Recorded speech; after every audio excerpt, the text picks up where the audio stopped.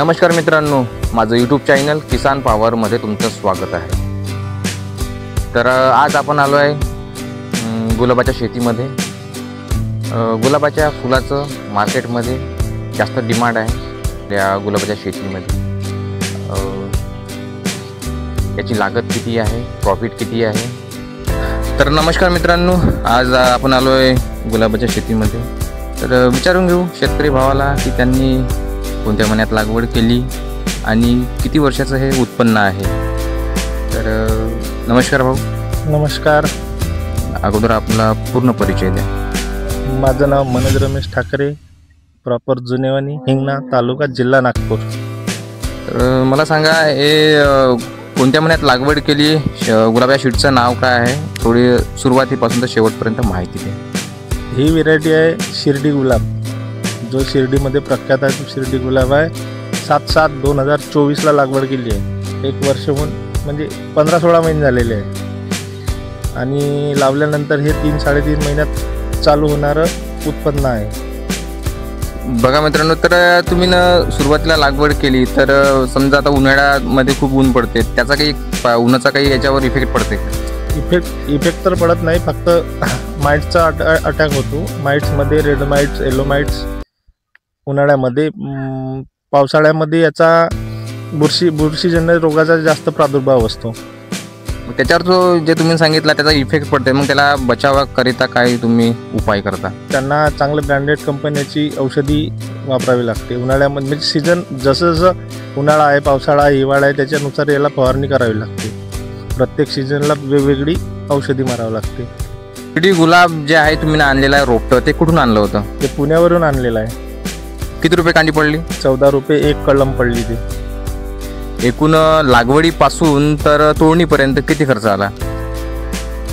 चालू होतपर्यंत मधामध्ये ते कसं तणनाशकामुळे थोडा साईड इफेक्ट झाला होता, त्याच्यामुळे झाड उगवत नव्हती आणि जमीन पण आमची पूर्ण रासायनिक, सुरुवातीपासून 20-25 वर्षापासून रासायनिक टाकू म्हणजे त्या जमिनीचा पूर्ण कस उतरलेला आहे। त्याच्यामुळे ते थोडे झाड आले नाही जसे पाहिजे तसे। पण 2025च्या 6व्या महिन्यापासून झाडाची जी क्वालिटी चेंज झाली। तर लागवडीला किती खर्च आला? लागवडीला तो पूर्ण मला 1 ते 1.5 लाख रुपये खर्च आला तोडणीपर्यंत। मग आता मार्केटमध्ये काय भाव चालू आहे? मार्केटला भाव गणपती झालं, दसरा झालं, दिवाळी झालं, याच्यामध्ये थोडे रेट जास्त राहते, नाही तर मग रेग्युलरमध्ये 100-150 रुपये चालू राहते।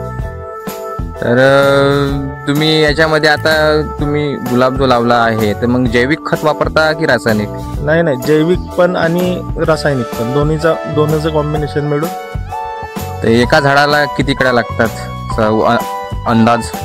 एका झाडाला ते कसं असते, भरावर असते। भर आला की थोडा म्हणजे फुलाचं कळ्याचं संख्या वाढत जाते आणि प्रत्येक 15 ते 3 हप्त्यांनी तो कमी जास्त होत राहतो। कंटिन्युएशनमध्ये सारखा माल निघत नाही। एकूण रोपटे किती आणले होते? मी 2000। तर किती एकरामध्ये 2000 रोपटे बसले? 1 एकर। तर स्टार्टिंगला जे तुम्ही गुलाबाचं रोपटा आणता, त्याची लागवड करता, तर त्याचं डिस्टन्स काय राहते, त्याचं अंतर किती अंतरावर लावायचं आपण? मी तर तसं जमीन पाहून कमी अंतर घेतलेलं आहे। 8x3 फूट असे लागवड केलेली आहे, पण याची सहसा लागवड 2x10 फूट करायला पाहिजे। म्हणजे झाडा त्यानं काय होईल? त्याने जे झाडामध्ये हवेचं जो निसर्गाचा सूर्यप्रकाश आणि वातावरण जे म्हणजे जे रोपट्याला जे अन्न निर्माण करायचे आहे, जे त्याला हवा आणि जे सूर्यप्रकाश आहे तर चांगला भेटला पाहिजे। आणि नंतर बी कटिंग केल्यानंतर त्याचं नियोजन व्यवस्थित होते। त्याच्यामध्ये रोटावेटर चालू शकते, तर जमिनीची मशागत लवकर होऊ शकते आणि पाणी सोडायला व्यवस्थित होते। तर बघा मित्रांनो, जर अशा प्रकारे जर तुम्ही केलं तर आपल्या रोपट्याची वाढ भरभराटीत होईल आणि जे फूल आहे, गुलाब जो आहे, चांगला भरभराटीत उत्पन्न देईल। तर जे अंतर सांगितलं शेतकरी भावांनी त्याचप्रमाणे तेवढ्या अंतरावर तुम्ही लावा, म्हणजे हे तुमच्यासाठी म्हणजे रोपट्यासाठी बेस्ट होईल। म्हणजे जे गुलाबाचं जे रोपटा आहे, जे अन्न प्रक्रिया आहे, सूर्यापासून, हव्यापासून, जे निसर्गापासून जे मिळते ते चांगल्या प्रकारे मिळेल आणि आपल्याला जास्तीत जास्त उत्पन्न मिळेल। तर बघा मित्रांनो, एका एकरामध्ये 2000 बुड तुम्ही लावू शकता आणि शिर्डी गुलाब आहे, ह्या क्वालिटी पण चांगली आहे. मग तुम्ही याच्यावर फवारणी महिन्यातून किती वेळा करता?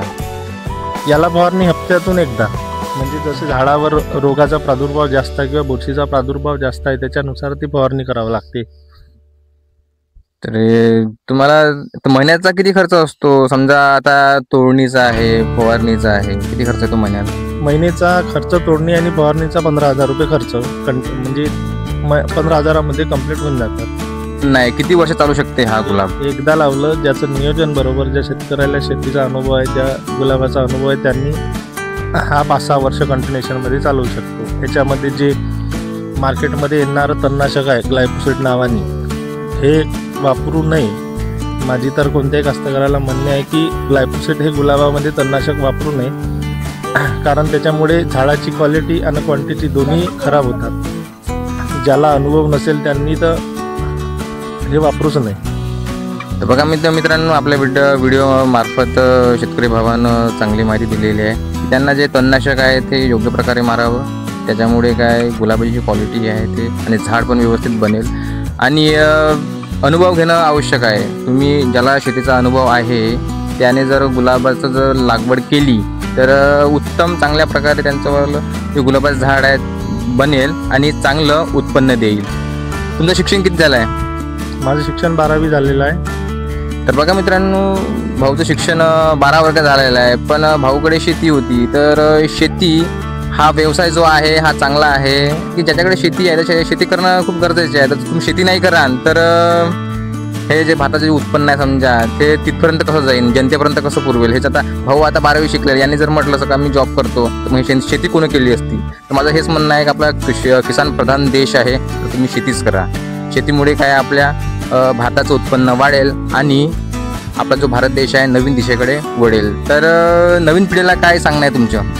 नवीन पिढीला हेच सांगणं आहे, सर्व जर जॉब करतील तर शेती कोणी करेल आणि लोकांच्या घरी अन्न खाण्यासाठी काय राहील?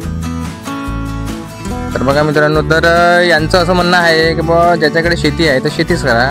जरुरी नाही की आता प्रायव्हेट जॉबवाला तेवढंच कमवते. तर मला सांगा, एकूण किती म्हणजे वर्षाचे कमवता तुम्ही या गुलाबापासून? या गुलाबाला वर्षाकाठी नाही कमीत कमी खर्च पाणी काढून 5 ते 6 लाखाचं उत्पन्न हे निव्वळ नफा आहे.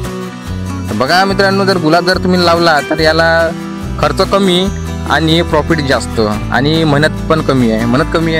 मेहनत पण कमी आहे आणि योग्य नियोजन महत्त्वाचं आहे. कारण कसं आहे, गुलाब शेती करायचं म्हटलं तर अनुभव महत्त्वाचा आहे. अनुभव, आपण झाडावर कोणताही रोग आला किंवा काही झालं तरी आपल्याला त्याच्यावर रोग नियंत्रण ठेवणं गरजेचं आहे. जर